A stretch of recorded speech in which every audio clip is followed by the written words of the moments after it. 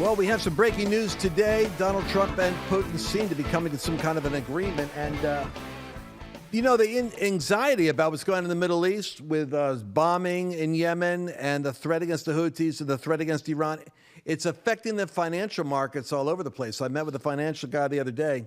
Do you know that gold has gone up? I told you it was going up, like some 40% in the last year, 70% in the last couple of years. It's up to, what, $3,000? I remember when it was $1,500. Now it's the $3,000. The estimate is it could go to $5,000. It's kind of like Bitcoin. It's one of those things where nervous money goes to gold. But you know what? J.P. Morgan, I just read this, is hoarding silver right now. And I know a lot of you are going, well, Lance, I'm not a big gold or silver guy. But here's the deal. You could put something in to this global shift that's putting their money in that direction. At least you can find out the facts on it, because I think Birch Gold is now doing $20,000 of precious metals. They're adding to certain purchases. So go to lancewallnau.com, get the guide, lancewallnau.com/gold. lancewallnau.com/gold, and or just comment gold on Facebook and Instagram and get the brochure. I'm looking at it myself because I'm realizing silver is actually a bigger deal than I thought, and gold has already broken 3,000. Find out about it. Even knowledge is money. LanceWallnau.com/gold. Let's get into today's wild ride in the news. Welcome to the Lance Wallnau Show. We're giving you a news briefing right now. Hot in from Charlie Kirk. How does Charlie Kirk become my news source? I don't know. Breaking, President Trump has concluded a 90-minute phone call with Vladimir Putin, where many elements of a peace deal with Ukraine have been agreed to. A Russian government official stated after the call, under the leadership of President Putin and President Trump, the world has become a much safer place today. That's a promising sign. Well, first of all, let's decode this. Vladimir Putin is, I never know how to pronounce it, Putin or Putin? I'm going to call him Putin. Is negotiating power stations, Crimea, real estate land. He knows, just telling you my honest assessment, he knows that two things. One, Donald Trump wants to look strong, and he knows that Donald Trump needs that. And you'll notice that that all the fake news will always, and you get it on Twitter, fake news will say, Putin deliberately delays an hour meeting with Trump and laughs about it. And you'll see that because the left is so insidiously, demonically, predictably, thank God, always working an angle like Trump will see that and say, oh, they're trying to make me look weak. I've got to be strong. I've got to go against Putin. But it's not going to work. Trump isn't reading their news feeds. But what Putin does know is Trump has to look strong. Trump has to look good. And that Putin can get a lot out of this deal because Trump wants an end to the war. So the advantage right now in the negotiating is with Russia. They want the power plant. They want Crimea to be officially annexed in. They're not going to give it back anyway. They want to take the Donbass region and put their geographic boundary as far back into Ukraine as they can to carve out minerals, ground, oil, gas, whatever they can do, including the breadbasket of wheat. So I'm just telling you that Zelensky just fired his one guy on his team. He's got another guy, and there's not going to make much difference because the strength of this is going to be how much Trump pushes back on Putin. Now, why is Donald Trump being so aggressive in getting this matter done? Welcome to 3D chess. What's really going on right now elsewhere in the kinetic warfare of the United States is firing on the Houthi rebels in Yemen. Yemen now is a populous country. I was surprised. I thought it was only 45 million. I mean, it's 45 million people. I thought it was less. I thought it was like 13 or 20. Just shows you got to read your geography. And like 45 million people. And of course, 45 million, people, if they could be stirred up into an anti-American sentiment because of the control of media and messaging, well, that becomes a terrorist hotbed. But they're already firing on the United States. So Trump's doing two things. He's opening up the sea lane for business because he wants business flowing.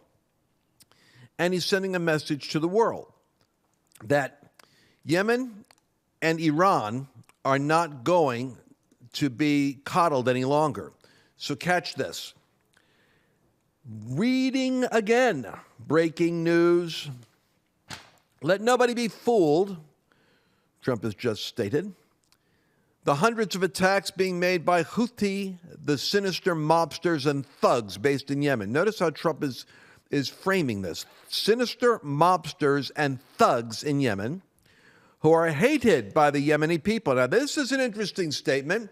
45 million people, and Trump is saying, I believe these people are hated by the population because they don't take care of them. They're kind of like Hamas in Gaza. They're ruling, but all the wealth they have is put into, from Iran, is put into sinister military agendas. They're not helping the people. At least that's what Trump is saying.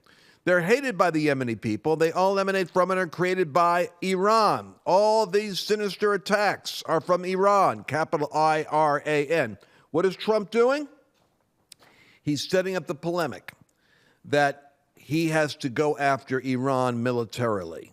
He's making it seem, and I would say factually, that Iran is the source funding all of the Middle East terrorism. Therefore, he's going to go after Iran. But he has to make sure Putin is satisfactorily aligned with American interests because Russia is one of the partners with Iran, and China is buying 90% of the oil that's illegally being sold by sanctioned Iran, and China is gutting our influence over Iran. It's all geopolitics. See how this stuff works? They're using all the oil. So if Trump strikes Iran, what will happen to the industrial oil supply for China? It's big game going on. All countries are interconnected in this. So Trump goes on to say, any further attack or retaliation by the Houthis will be met with great force, and there's no guarantee that that force will stop there. Oh, what's he saying? It can continue right to Iran. Iran has played the innocent victim of rogue terrorists from which they've lost control. But they haven't lost control. They're dictating every move, giving them the weapons, supplying them with the money and highly sophisticated military equipment. I love how Trump becomes his own White House communications department. He doesn't. It isn't like Brent Scowcroft or someone else, Brzezinski. Like other presidents have, Kissinger, that they have their policy and then they have their spokesman out there talking to them. Trump is his own spokesman, and his medium is Truth Social. It's a wild world we're in right now. He says Iran's supplying them with money and highly sophisticated military equipment and even so-called intelligence. So-called intelligence. Why does he say so-called intelligence? Because Trump is taking a swipe at their intelligence capacity. Every shot fired by the Houthis will be looked upon from this point forward as being a shot fired from the weapons and leadership of Iran. And Iran will be held responsible. Iran will suffer the consequences, and those consequences shall be dire. President Donald J. Trump, Capital President of the United States of America. This guy, boom, he grabs that gavel, bam, and brings it down. Now, this is interesting. Will there be all silence on the Houthi front? What do you think is going to happen? Do you think they're going to continue firing away? It's kind of a head game here. Because if Trump is doing what I think he's doing, he's shutting down the Houthi rebels right now. That's one level. Or secondly, he's saying, I don't think they're going to stop. I don't think Hamas is going to stop. I don't think Hezbollah is going to stop. I think we're going to have to go after Iran. And this is the war drums beating. Now, that's a serious issue. You know, you read Tucker Carlson, and Ann Coulter, and even my friend Steve Bannon, and all of those America First folks, they don't want America involved in a kinetic confrontation with Iran, and for good reason. It'll just stir up terrorism, all kinds of attacks going on. But what's the real issue here? The real issue is Iran's nuclear capacity. If they have a dirty bomb, I'll tell you what, I have with me today, sitting over here on the producer's table, Chelsea. Chelsea, I need you to help me out right now. I want you to go look up, what can a dirty bomb do? I need to find out. You can actually ask, if you want to ask some AI intelligence, ChatGPT or Grok on Twitter. That's where I go these days. As an aging baby boomer, I'm going to artificial intelligence before it overtakes us and tries to fight us. I'm trying to figure out how it works. But I want to know, what is a dirty bomb capable of? Because Jack Posobiec says he thinks Iran already has a dirty bomb.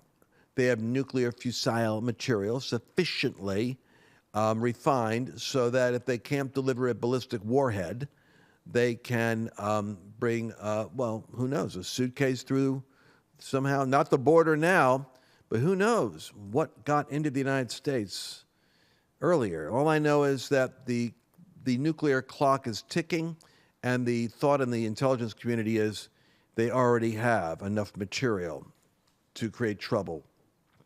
Where will they send it, and what will they do? Mercedes. Chelsea, what do we got? No, it's fine. As usual, I'm honored to be called Mercedes. Unfortunately, she can't be here today, but I'm glad to be here. Thank you for having me. So I looked it up. A dirty bomb is not a nuclear weapon.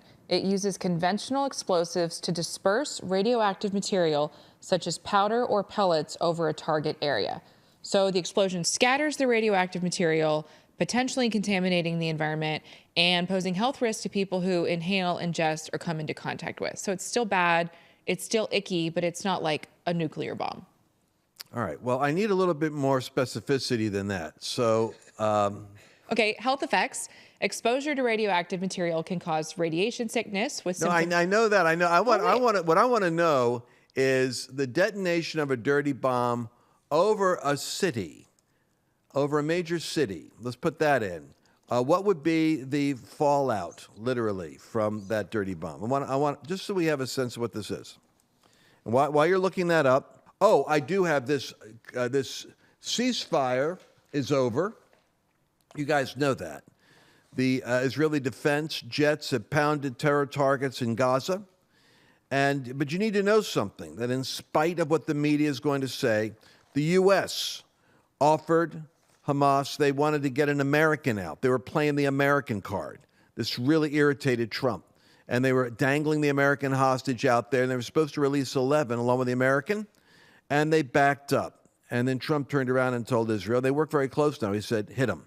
And so Benjamin Netanyahu and Defense Minister Israel Katz instructed the IDF to go ahead and hammer. And they did, bam, strategically taking out another series of important sites and assets. And so we're going to come back in a moment, and we're going to find out a little bit more from Chelsea about what the danger of Iran's nuclear dirty bomb is. We'll be right back. I hear every day about the products you all wish MyPillow carried. Well, guess what? We probably do. Slippers, bathrobes, pet beds, blankets, mattresses, sleepwear, loungewear, duvets, comforters, pot holders, aprons, oven mitts, and so much more. And they're all on sale. For example, get our best-selling standard MyPillows for only $14.98.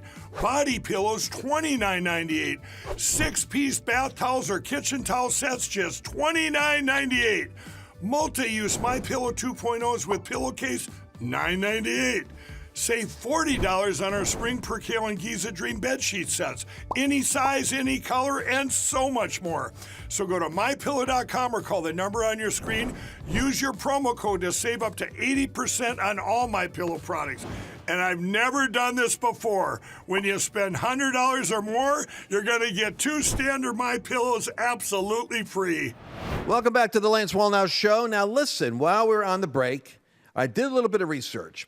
Because, I'm reading in real time what Tucker's writing about, the risks of nuclear war, risk of war with Iran and what's there. And so I'm looking up what the danger of a dirty bomb is, and assuming that Iran doesn't have ballistic capacity to deliver a nuclear warhead, which must not happen. And you know what I found out? That it's actually only a couple of, I don't want to say only, but it's a city block could be paralyzed and shut down with everybody having to move. I mean, imagine in New York or Chicago or someplace like that, having a dirty bomb go off, it would paralyze a city block. But it's not what I thought. I thought it would be like more Chernobyl style, you know, with like the meltdown with the reactor there. And you're not dealing with miles of contamination. You're dealing with literally a block or two. So with that thought in mind, one wonders what the actual status is of the Iranian work on getting that nuclear bomb. How far have they gone? All that I can tell you is the Middle East is heating up. Trump is sending a message that he's preparing for a military confrontation, and it could be in Trump's multi-phase way of negotiating that he's sending a signal that not only to the Houthis and to Yemen, but to Iran itself, that it better get serious about opening up to negotiations, because the alternative is going to be confrontation. And that's where Trump starts his negotiations, always with the extreme, and then works his way to a solution. So, speaking of dirty bombs, though, we have one very important issue coming up that can reshape the entire design of Congress, meaning the House. Suddenly the Democrats, not only with their lawyers that they have, all activists at district levels now, trying to seize the mechanisms of the executive branch and stop Trump's agenda, but they're working in Wisconsin on the judges' bench there with an election. I warned you about this. If they win, they can redistrict. They can pick up 2 more seats. They're constantly figuring out how to expand their power. It's insidious. I want to bring John Graves in, a friend of ours who's been with us on several of our election night coverages. John, welcome to the Lance Wallnau Show. Thanks for joining us. Now, you're watching. Thanks for having me, What's Lance. Good to going be with on? you. John, tell me, in Wisconsin, this is a dirty bomb of a different sort. They could reallocate seats in Congress. What's happening in Wisconsin? It is. So here's what's going on in Wisconsin. A lot of people are like, what? I don't live in Wisconsin. What does it matter? Wisconsin is the only state that has been, it was the most narrow state Trump won in 2024. He lost it in 2020 and won it in 2016. It was one of the only one of 3 states that decided who the president was. So for 3 straight presidential elections, Wisconsin has mattered. The Senate there was lost by the Republican by less than 1%. The reason is the laws in the state of Wisconsin are controlled by the Supreme Court of Wisconsin. There were 4 conservatives after the 2020 election integrity outcry, and one of those conservatives didn't run again. So the liberal won, and they reversed the ruling on drop box voting, mail-in, no voter ID, not proving you're a citizen to vote. So the outcome of the Wisconsin for the president, the Senate, it's one of the top toss-up houses. So the House, the Senate, and the president are decided in Wisconsin. So we built a tool there to help educate everybody in America to just send a letter, a handwritten letter, make a phone call if you want to, share a voter guide to the voters. There's 750,000 faith voters, Lance, that voted in November that will not show up in an off-year, odd-year Supreme Court election. They think, what does the Supreme Court even do? It decides fair and secure elections. All right, so let's, I'm going to go back to that website in a second. The reason why I want you all to take this seriously is, first of all, because in Wisconsin, we cannot afford to have Christians and faith people only showing up at presidential elections. This is how we lose. You lose the country. Every election now, we've got to be vigilant, right? Before the midterms, this is like an election before the midterms that can affect everything. What really bothers me is the candidate, Susan Crawford. I watched a fundraiser that was advertised by Democrats as, help us raise money to pick up 2 seats in Congress. That was the blatant advertising for her fundraiser. It wasn't help us get a competent Supreme Court justice elected. It was help us pick up political seats. So this is a national election now. Now, the guy that's running against her, Brad Schimmel, what's interesting about him is he wasn't going to run for Supreme Court, but he watched the last person who ran literally was running as a politician, telegraphing what their decisions were going to be before they got to court, so that they were kind of like when we have these Soros-funded DAs where they announce they're going after Trump.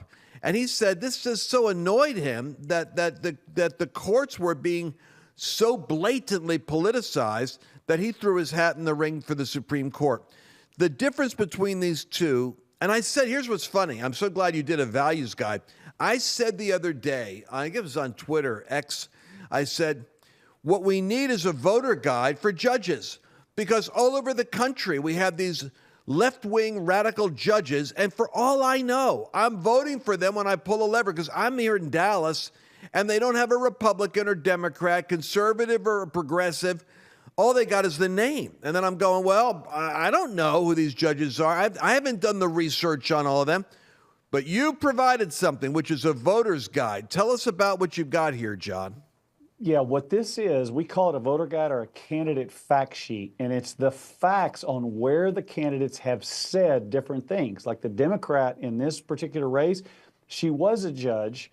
A guy repeatedly rapes a 5-year-old, could have been decades in prison. The recommended sentence from the DA was 10 years. Lance, she gives him 4 years. And at the debate, she says, I don't have any regrets on that decision. So when people know that's the kind of judge that you're making a decision that's not going to enforce election integrity for secure elections, that's going to deal with that kind of issue on crime and not be strong on crime, that's what we've done. And it's fully footnoted, it's free, and it's church approved. If you know pastors in Wisconsin, you can get this, send it to them. If you are a pastor in Wisconsin, you can print them for free, give them to your people. George Barna's data shows that the number one factor to get a low propensity, a disengaged Christian to vote, 75% of them say it's a nonpartisan. We do not endorse or oppose. We fact check the candidate. We literally put out there what their facts are. And so we've built a tool where people can use that and share that, Lance. And we actually had what you just said. A lot of people are like you. They said, nobody does voter guides for judges. Well, we've built one. It takes a lot more work, but we built one. And we had the same thing with Moms for America. They're like, nobody has a voter guide. I said, well, we have one. We co-branded it for them, and they're sending it to 44,000 moms of faith that have kids that don't normally vote in these special elections. And that could be the difference in the race, Lance. Well, you know, and the issues is kind of like interesting. You've got a fairly detailed fact sheet here on immigration, benefits for illegal immigrants, support taxpayer-funded tuition for illegal immigrants. So candidate Crawford agrees. Candidate Schimmel disagrees. Yep. So you guys need to see this. Let's bring that sheet up again if you got a camera. Just take a picture of it real quick. And you can go to lancewallnau.com/WI for Wisconsin, or I see you could text WI to 80550. Text 80550. Now, what's the dates for this, John? The election is scheduled for? The 18th. So the voting has begun in Wisconsin. It goes from the 18th for the next 2 weeks until April 1st. People can vote for the next 2 weeks. So we built a tool, Lance, that's really pretty exciting. You know, we took over My Faith Votes, and they had 22,000 activists that did these Right Now campaigns. And you were part of helping promote that right. With several other groups last year, where they write the letters to these low propensity people and say, hey, here's a candidate fact sheet, and we give them a sample letter. They get sample instructions and a sample letter, and it's a handwritten letter from one citizen to another. But you don't have to be a Wisconsin citizen. We're mobilizing all 50 states. We now have people in all 50 states sending these letters into the citizens of Wisconsin, pleading with them, hey, you voted in November. Don't sit out the last 2 weeks of March and April 1st. Government belongs to those who show up. And so what we're encouraging people is to be salt and light, Lance, to get involved in this. And Trump's margin of error, remember, was 20,000, 22,000, and 29,000, less than 1% every time. We've already had over 210,000 of these citizens get these letters from volunteers, just normal people like you and I, all over the country that are trying to save the country. So if you care about election integrity, the president, the Senate, or the U.S. House, remember, there's only a 2-seat margin right now in the U.S. House. And if you want Trump to be a 4-year president instead of a 2-year president, this race in the next 2 weeks is the most important race going on in the nation. Let me say this again, because we only got 1 minute left. You can, from Texas or from Alabama or even from California, you're watching this, you can impact this election, this coming up, by writing the postcard. And you write the card. And John, you guys take care of the cost on this, or do these people pay the postage, or how's this done? Yeah, they pay the postage, and they sign up. When they sign up, make sure that when you give your name, you just say, I want to do 10, 25, 50 letters, however many you can do. Some small groups are doing it. And click on there. They'll say there'll be who referred you. Put Lance Wallnau on there, so we'll be able to connect that and share that back and report back to you how much impact you guys made. I would love to see 100 people just say, listen, I'm just going to write, imagine that. We just put out, a handful of postcards. It takes you no time at all. And, right. And bam, what a difference that can make. Well, John Graves, thanks a lot for being with us. And I look forward to covering the results of this and seeing what we can learn after this election. Thanks for having me, Lance. Thanks, John. Bye-bye. Hey, listen, I can't believe how fast we went through everything. We're going to be covering a lot more. I've got part 2. So don't miss tomorrow, because I want to cover the JFK files and what's about to come out in that massive leak of information that's been authorized by Trump. We're going to see you again tomorrow. Did you enjoy this latest episode? Please remember to share it with your friends, because the more knowledge you have, the better equipped you are to navigate the world.